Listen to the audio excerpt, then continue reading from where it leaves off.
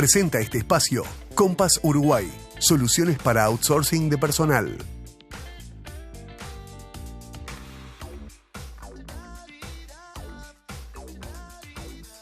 Bien, como lo anunciábamos, vamos a recibir al ingeniero Fernando Yaig, que es director de SEG Ingeniería. Bueno, muchas gracias por estar aquí en Empresarios de Acá. Gracias por invitarme. Bueno, SEG Ingeniería es la primera consultora de reducción de costos energéticos del país. ¿Ya cuántos años en el mercado? 26 años. 26 años en el mercado. ¿Y qué dio lugar a la fundación de esta consultora tan reconocida hoy por hoy, no? Como muchas empresas de garage, surgieron con temas puntuales. Nos juntamos un amigo mío, compañero de facultad, y mi actual segundo socio, que era amigo de él en aquel momento, que se conocían desde hace tiempo ya, por temas muy puntuales. Nos presentamos una licitación, queríamos hacer algo juntos y no sabíamos bien qué, y encontramos ahí un nicho muy particular de reducción de costos, y bueno, dijimos vamos a aprovecharlo. Cada uno tenía sus trabajos fuera de eso, y de a poquito fuimos dejando los trabajos. Yo trabajaba en Shell en aquel momento, y dejé la empresa 2 años o 3 años después, para dedicarme a esto. Bien, de alguna forma ahí, ¿no? El primer punto, reducción de costos, ¿no? Hoy las empresas, cuando tienen que explicar a veces cómo va la cosa, el término competitividad es uno de los primeros que arriba a la respuesta, y el costo energético, bueno, como explicación a esa pérdida de competitividad. Hoy las empresas uruguayas en general, obviamente es muy difícil generalizar, pero hay margen para determinadas industrias que de repente hoy no están siendo eficientes sus costos energéticos. Siempre hay margen, siempre se puede mejorar. Digamos que en 2 aspectos, para resumirlo. Uno es la tarifa que uno paga, o sea, el costo de pesos por kilovatio hora o dólares por kilovatio hora, que eso hay una cantidad de opciones en la matriz tarifaria de UTE, pero digamos que ya las industrias o los grandes consumidores lo tienen bastante estudiado el tema.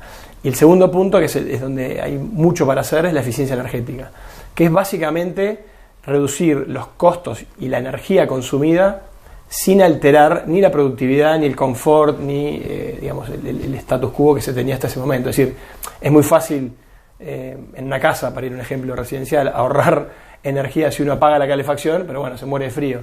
La gracia de la eficiencia energética es, en un ejemplo residencial, sería mantener el mismo confort o incluso mejorarlo bajando los costos. ¿Allí hay algún sector que de repente hoy podría mejorar y que de repente ustedes ven que está de alguna forma posible, ¿no? de hacer mejoras en ese gasto? Sí, te diría que es transversal eso. Nosotros tenemos clientes que van desde cualquier consumidor intensivo de energía es pasible de ahorrar, de tener de desarrollar un proyecto de eficiencia energética. Y ahí van desde industrias, hoteles, grandes oficinas, supermercados, shoppings, hospitales, organismos públicos. Que consumen mucho algunos, ¿no? Hoy es común que el empresario, digamos, busque estas alternativas, o todavía falta algunos rubros en ayornar un poco más. Es una muy buena pregunta, porque nosotros siempre decimos que empezamos como que de cero hace 26 años. Digamos que la eficiencia energética nunca está en las prioridades, en el top de las prioridades de una empresa, ¿no? Salvo que sea una empresa muy particular, pero en general lo que pasa es que cuando arribamos a la empresa y le hacemos lo que llamamos una auditoría energética, terminamos encontrando algún ahorro para hacer alguna eficiencia. Siempre se puede mejorar. Entonces es como algo que hay que irlo como descubriendo, es casi como estar minando, digamos, ¿no? ¿En otros países sucede lo mismo, las tendencias con las empresas? Sí. Sí, la eficiencia energética es un concepto global. Nosotros cuando empezamos, durante muchos años, no sabíamos bien dónde encuadrarnos, y con el tiempo nos dimos cuenta que éramos una ESCO, una Energy Service Company, que ya en Estados Unidos se designan así, empresas de servicios energéticos, que lo que hacen justamente es eso, servicios anexos a la energía, básicamente eficiencia energética. Qué interesante, ¿no? Bueno, sin duda que hay un montón de temas para hablar con Fernando. Allí, en lo que es SEG, por ejemplo, es el mayor desarrollador uruguayo de energías renovables en la región, y bueno, la mayor compañía de servicios energéticos de Uruguay, ¿no? En ese sentido, bueno, es muy común hablar de la transformación energética de Uruguay en términos de proyectos de energía, por ejemplo, renovables. Y en eso, ¿cómo estamos hoy? ¿Cómo viene la inversión de las empresas para este rubro, no? Porque se llegó a un tope. Sí, A ver, vamos a diferenciar dos lugares donde se puede instalar energía renovable. Bien. Uno es lo que se llama utility scale, que es los grandes parques eólicos o grandes parques solares, o incluso centrales hidroeléctricas, centralizadas en un sitio de la República, y eso suministra energía a la red en general, y después eso se transmite, se distribuye y se vende al usuario final o a la industria. Y después está lo que se llama la microgeneración o mini generación, que es la generación ya puesta, por ejemplo, en los techos de una casa o de una industria, etcétera.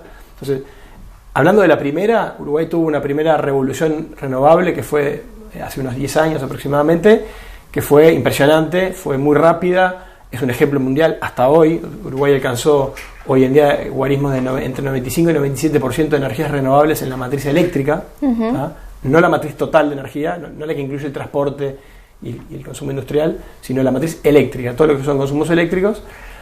Pero eso tuvo un tope porque evidentemente no tenemos mucho más consumo eléctrico donde volcar esa energía, entonces no hubo más instalaciones nuevas de parques eólicos y solares. Diría que el último que se instaló habrá sido por el año 2015, por ahí 2016. Ahora bien, paralelamente con eso está lo otro que recién decíamos, las instalaciones en los techos, en los predios para autoconsumo, digamos.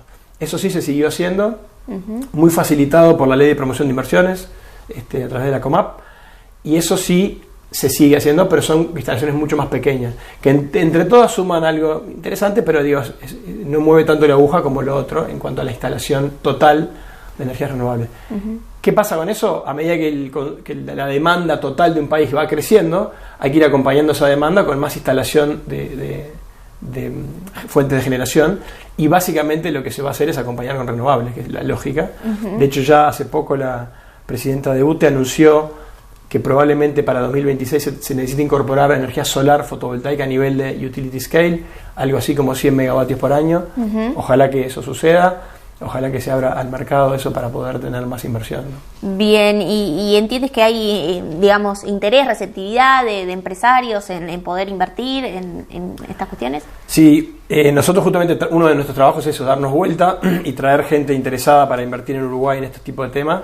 Y la verdad que es una lástima que nos pasó durante todos estos años, después que pasó el boom, que venían muchos inversionistas y decían queremos invertir en Uruguay, y no teníamos mucho que ofrecerle, porque Uruguay no tiene más demanda interna para abastecer. Es verdad que en los últimos 2 años, o sea, este año, el anterior y el otro, Uruguay ha exportado mucho energía, para eso hubo que también encender centrales térmicas. Entre paréntesis, el año pasado, récord de exportaciones, UTE mayor exportador, unos 527 millones de dólares, fundamentalmente casi el 80% a Brasil y el resto a Argentina. Este año, récord de exportaciones a Argentina, 130 millones de dólares. Eso obviamente no es solamente renovable, hay una parte térmica claramente, y eso hace que nos cambie un poco y nos baje el porcentaje de energía renovable en la red total. Pero sí, ahora aparte de eso, no hubo más consumo local y, digamos, doméstico, entonces no hubo más instalación de parques eólicos y solares nuevos. Esa avidez, porque además Uruguay es un país muy atractivo desde el punto de vista de la inversión, porque tiene seguridad jurídica, reglas claras, un bajo costo del dinero, es decir, la tasa de interés que se le cobra al inversionista en un banco para invertir en Uruguay es muy baja. Todo ese combo hace que haya muchos interesados, pero no tenemos un mercado muy grande. A diferencia de otros países donde nosotros también trabajamos, por ejemplo en la región, que tienen un mercado gigante, no sé, por decir México, pero tienen un régimen que está en contra de las renovables. Entonces, claro, como que no hay un mundo perfecto, ¿no? No, claro, interesante, ¿no? Y en eso del mundo perfecto, porque uno ve, ¿no? Digo, bueno, obviamente entiende ciertas cuestiones, pero está bueno tratarlas conversando en esta entrevista, ¿no?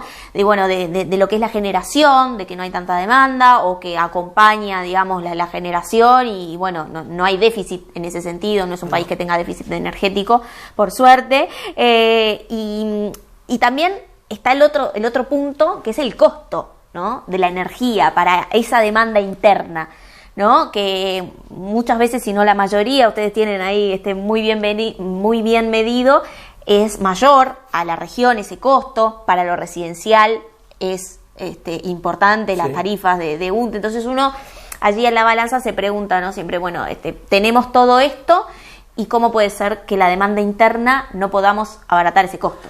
Ahí hay como dos respuestas. Una es primero que lo que se llama el costo de abastecimiento de la demanda, que es el precio que paga UTE, digamos, por la compra de la energía, no está necesariamente vinculado como una fórmula matemática con el precio de venta de UTE. En el medio hay, obviamente, recaudación del Estado uruguayo, que eso se maneja más políticamente, no es una variable técnica. Pero después hay otra respuesta que es la siguiente, que puede ser, al final, la respuesta final es la mezcla de las dos, ¿no? Es cómo estaríamos en las tarifas finales si no hubiéramos hecho ese proceso, si siguiéramos con la matriz eléctrica de hace, no sé, 15 años. Seguramente estaríamos peor. El costo final igual sería mayor, porque, digamos, la parte que se vuelca al fisco general de UTE, y yo entiendo que sería parecida. Entonces, partiendo de una base de un costo mayor, teníamos tarifas finales mayores. Es verdad que hay que trabajar en eso. Uruguay tiene una matriz que hace que la tarifa residencial es mucho más cara que la industrial o la mayorista, digamos. De hecho, por primera vez en mucho tiempo, Argentina pasó a ser más caro en la tarifa industrial que Uruguay, cosa que hace años no pasaba. Pero si uno mira la tarifa residencial, está súper subsidiada la Argentina y está, no sé, varias veces más barata que la uruguaya. Bien, entonces en respuestas también sería posible, digamos, o sea, que haya una política de Estado que permita reducir efectivamente el costo, porque, digo, entiendo, la segunda respuesta queda clara. La primera es la políticamente, la decisión política. No es una pregunta que yo pueda responder. No, pero hay margen. Es una decisión política. Pero habría margen. Margen, si uno mira la cuenta, sí, pero hay que ver que el Estado uruguayo es uno solo y tiene que cubrir otras necesidades. Entonces, ahí realmente no me atrevo a opinar porque sería ponerme digamos, clarísimo. En la cabeza de alguien que no soy. Perfecto. No, pero técnicamente, digo, está buena la aclaración y las respuestas. Vamos a seguir hablando de lo que hace al mercado de energías aquí en Uruguay y cómo también las empresas se van ayornando hacia otros proyectos como es el hidrógeno verde. Te invito a que en el próximo bloque hablemos en ese sentido. Encantado. Bien, nosotros nos vamos a una pausa. Bueno, quiero hacerles una recomendación porque para todos los comercios que quieran incorporar un nuevo rubro, como los libros infantiles y las revistas, Districerro es la mejor opción. Districerro es la importadora y distribuidora con más de 2.000 colecciones de libros a disposición. 48 años en el mercado respaldan la experiencia de Districerro. Pueden contactarse al 2359-5976 y vía web en www.districerro.com.uy.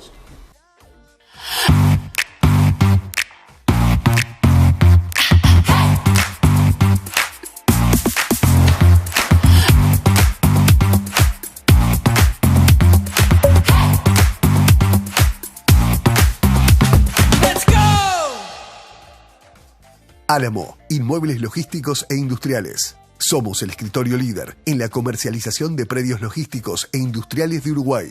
Más de 1 millón de metros cuadrados comercializados. Contáctenos al 092-391-927, al 2708-1288 o visite nuestra web alamologística.uy. Álamo, inmuebles logísticos e industriales. Carle y Andrioli, contadores